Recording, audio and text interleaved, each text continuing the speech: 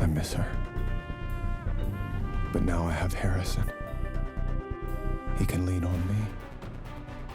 And when my darker urges start to swell, I can lean on him.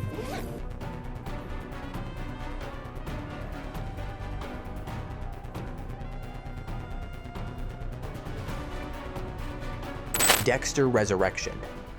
Season 2. What they are not telling you is not in the announcements. It is in what they refuse to show. We have enough confirmed pieces to see the shape of Season 2, and once you see it, one thing becomes obvious. This is not a calm continuation. This is a trap tightening around Dexter and Harrison. Season 2 is officially coming in October 2026 with 10 episodes. October is not random. The original Dexter launched in October 2006. Therefore, this is the franchise circling back to its darkest roots on purpose. And 10 episodes means they want time to let suspense build the way Dexter is supposed to. Now the real clue. The classic opening credits are coming back.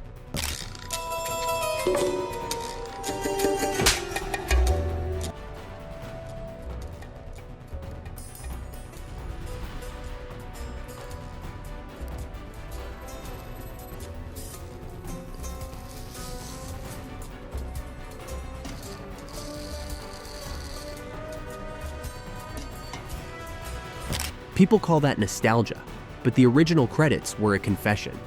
A normal morning filmed like a murder, a shoelace pulled tight like a chokehold, a blade sliding through food like a cut, even shaving filmed like something dangerous, Dexter hiding violence inside routine, smiling like nothing is wrong.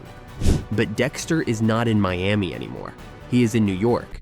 So if they reshoot that opening to reflect his New York life, the details of that routine become the new code. And that is why they are keeping it under wraps. One quick glimpse of what Dexter does every morning gives away what he is hiding and who is close enough to get hurt.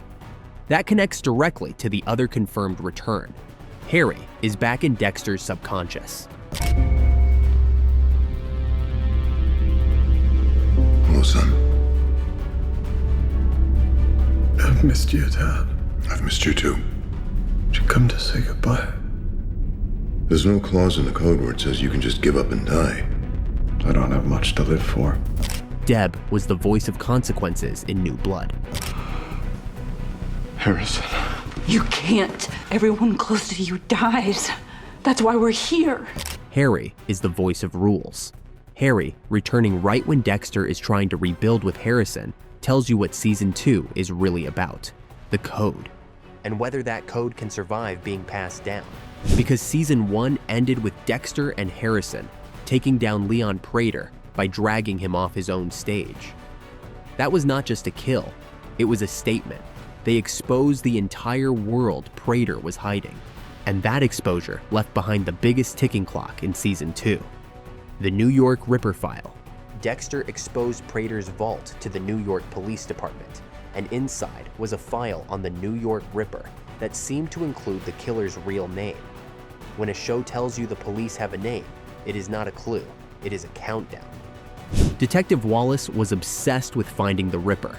Therefore, if he returns, that file becomes a season-long threat. The original series showed what happens when a cop gets obsessed with Dexter. Obsession makes people reckless. Reckless makes people close. But here is what they are not telling you. They will not tell you whose name is in that file. And only two answers create real danger. Either the name points to someone close to Dexter's new life, forcing him to hunt while pretending he is not hunting. Or the name drags Dexter's identity into the spotlight, not because he is the Ripper, but because someone wants him exposed. Someone wants him owned. If you know Dexter's stories, that is when things get ugly. The most dangerous enemies are not the ones who run. They are the ones who study Dexter back.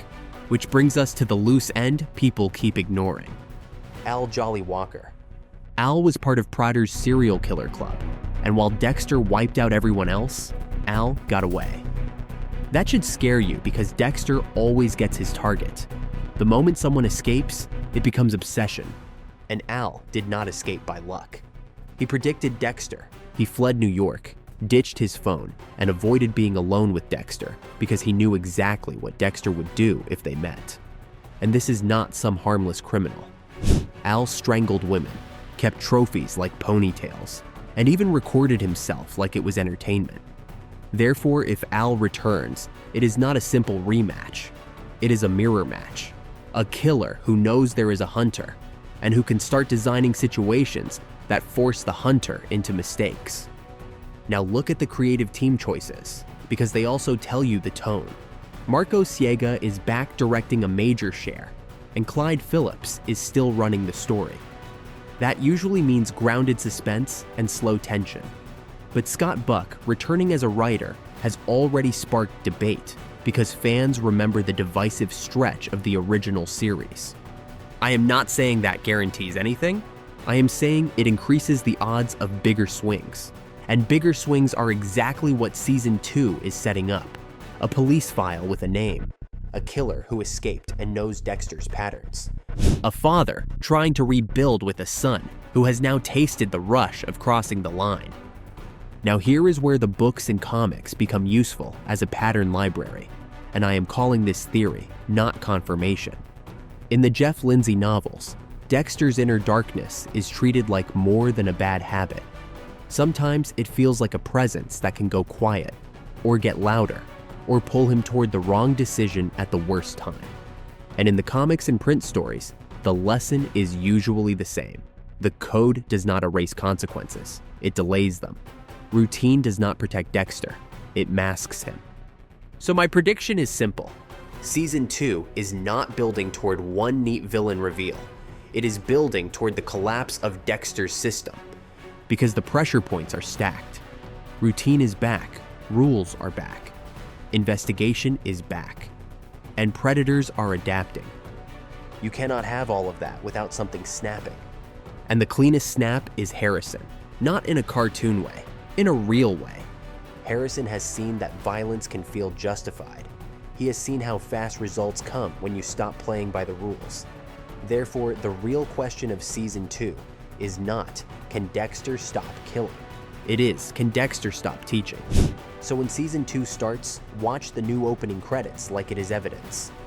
What is the first thing Dexter touches? What is the first thing he hides? What is the first thing he prepares?